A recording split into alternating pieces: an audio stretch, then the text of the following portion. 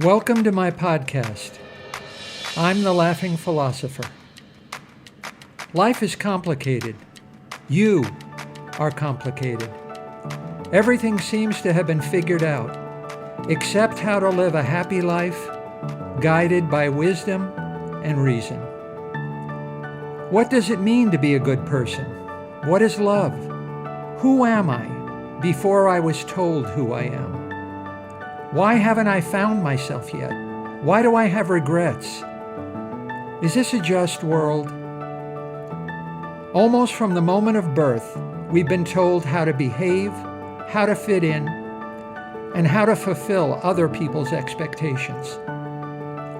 We grow to fear that we will lack importance or cease to exist in the lives of others if we think for ourselves and question the rules and roles that we've been told define us.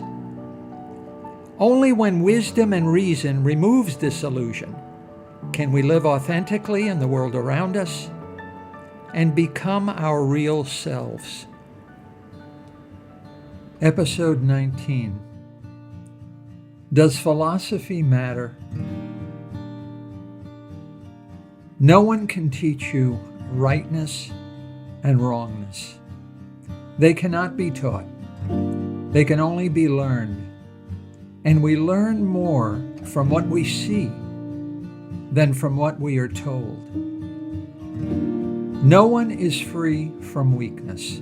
Everyone has a shadow. But it is in your power to extinguish in yourself the weaknesses you see in other persons, and to realize in yourself the person you want to see in others. Epictetus said, "Of things that exist, some are in our power and some are not in our power. You are powerless to remediate or correct the weaknesses you see in the lives of others." And that's a hard truth. I want to know the truth, but sometimes I must confess I can't live with it. William Ernest Henley, in his famous poem, Invictus, wrote, "It matters not how strait the gate, how charged with punishments the scroll. I am the captain of my fate. I am the master of my soul." I have a story to tell you.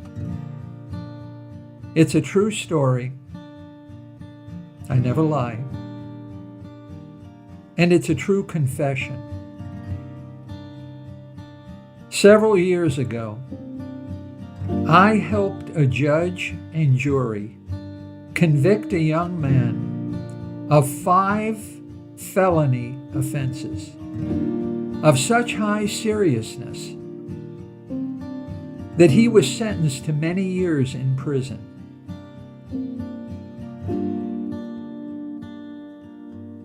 His name is Mr.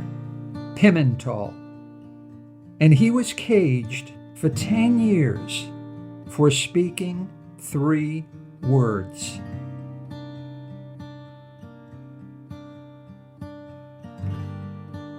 In 2013, I was summoned to jury duty in San Diego. I was designated the sole alternate juror. As an alternate, I wasn't permitted to render a verdict to the court in the case submitted to the jury following the 5-day trial of Mr. Pimental. Nevertheless, I am guilty of a crime against philosophy.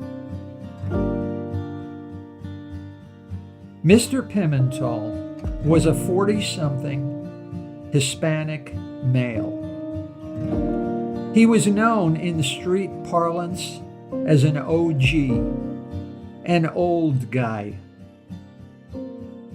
OG is a title of respect and admiration given to retired senior members of a street gang. Mr. Pimental had not been an active gang member for many years. He recently married, and his wife just had given birth to their first child. Mr. Pimental was well known to local police as a former gang leader that was no longer involved with the gang. And a local cop testified at his trial that Mr. Pimental had abandoned his former way of life and bad conduct, and now was an honest, hard-working family man and community leader that even assisted the police with helpful information from time to time. One day, as usual, Mr. Pimental returned home by afternoon train from work. As Mr. Pimental exited the train platform, he recognized two members of his former gang as they chased a young man belonging to a rival street gang from another neighborhood.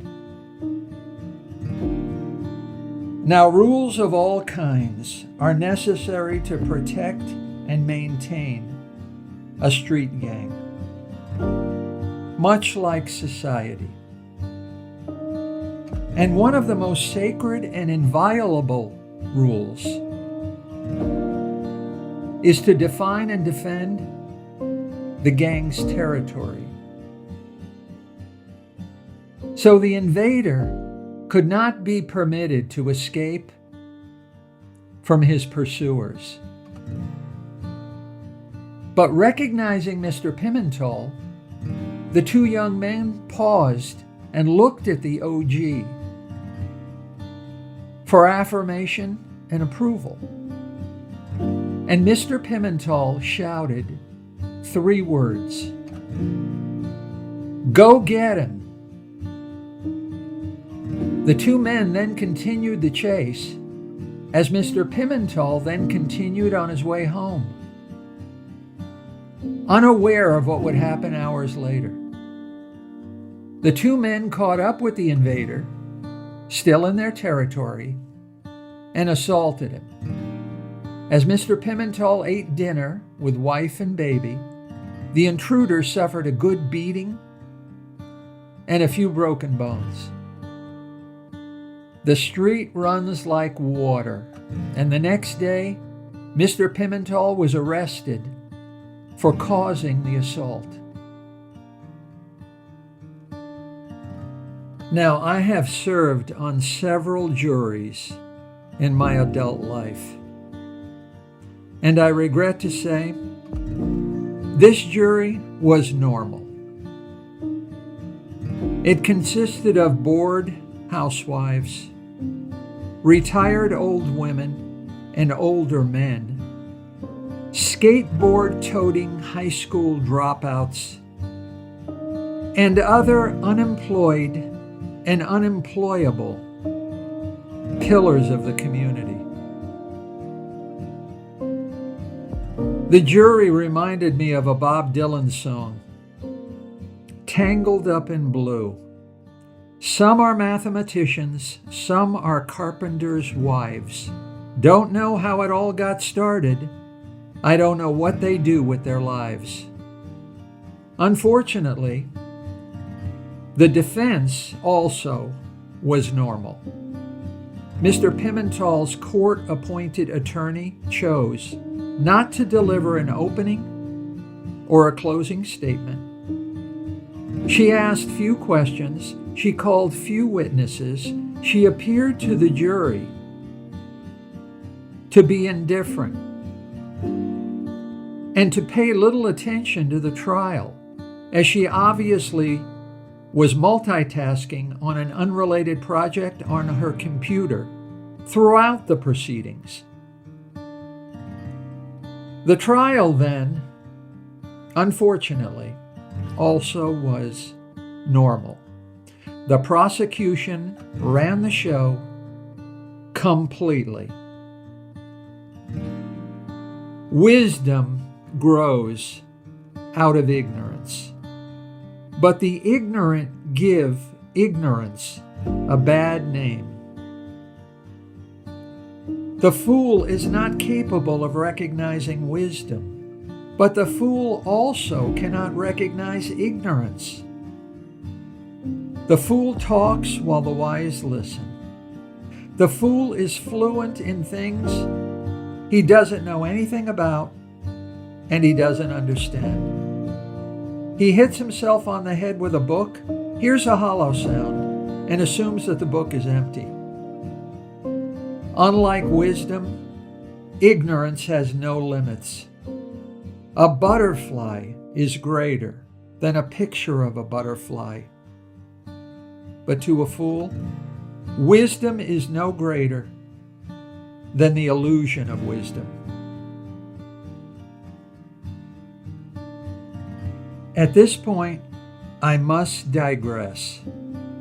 In philosophy, there's an important concept known as counterfactual causation. David Hume, one of my favorite philosophers, in 1748 was the first to define causation in terms of counterfactuals. Hume said, "We may define a cause to be an object followed by another object, where if the first object had not been, the second never had existed. In other words, if A had not occurred, B would not have occurred." In 1973, David Lewis put it this way: "A cause is something that makes a difference, and the difference it makes must be a difference from what would have happened without it." In other words, had A been absent, all of the effects of A would have been absent as well. Now, consider Mr. Pimental and keep the concept of causation at the top of your mind. Mr. Pimental did not attack the invading gang member. Mr. Pimental was not present as the young man was attacked. Mr. Pimental had no knowledge of and no awareness of the attack. Still, Mr. Pimental was judged and convicted by a jury that was convinced beyond all reasonable doubt that the three words uttered by Mr. Pimental caused the attack to take place. But what if Mr. Pimental had said and done nothing? Would the assault then have taken place? For if Mr. Pimental was indeed the cause of the attack, then, as David Hume and David Lewis said, a cause should make a difference. Causes always make a difference to what happens. Without a particular cause occurring, what follows ought to be different. Had Mr. Pimental worked 1 hour later, or left work 1 hour earlier, had Mr. Pimental chosen a different train, had Mr. Pimental and the two gang members not seen each other or not made contact, had Mr. Pimental not spoken to them, would that have made a difference? One may reasonably and plausibly assert that there is no reason to think that the chase and the attack would not have taken place but for 3 words spoken by Mr. Pimental. One might reasonably doubt that Mr. Pimental made any difference.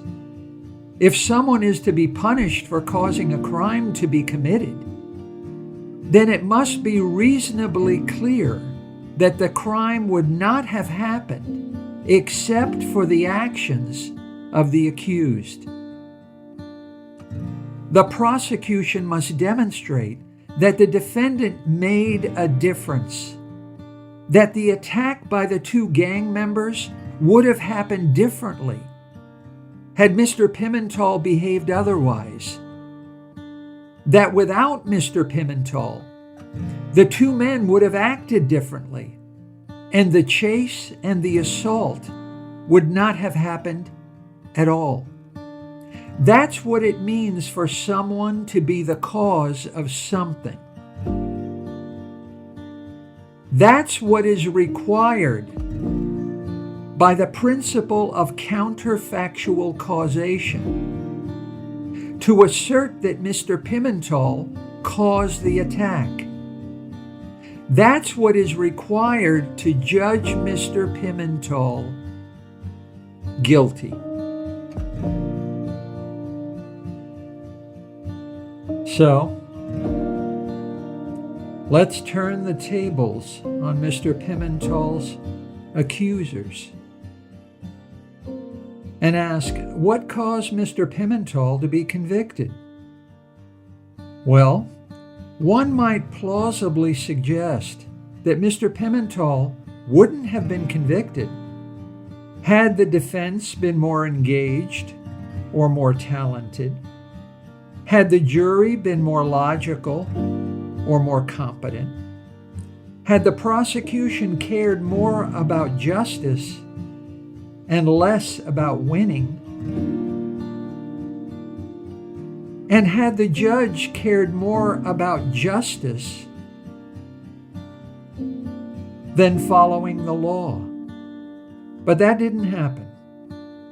So Mr. Pimental was unjustly imprisoned for 10 years. Injustice is a crime, but one that is not against the law. The judge, the jury, and the attorneys in Mr. Pimental's trial are guilty of a crime against philosophy. Since then, there hasn't been a day that I haven't thought about Mr. Pimental behind bars. Jesus cleared the temple, but I failed Mr. Pimental. I followed the rules. I was silent because that's what I was told to do, what I was supposed to do. Does philosophy really matter? Thinking for yourself matters. Wisdom matters. Reason matters. Yes, philosophy matters.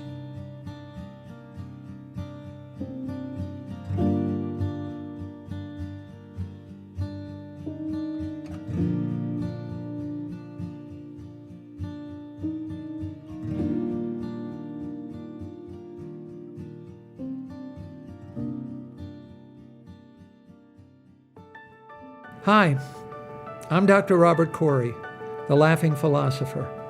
Thanks for listening to my podcast.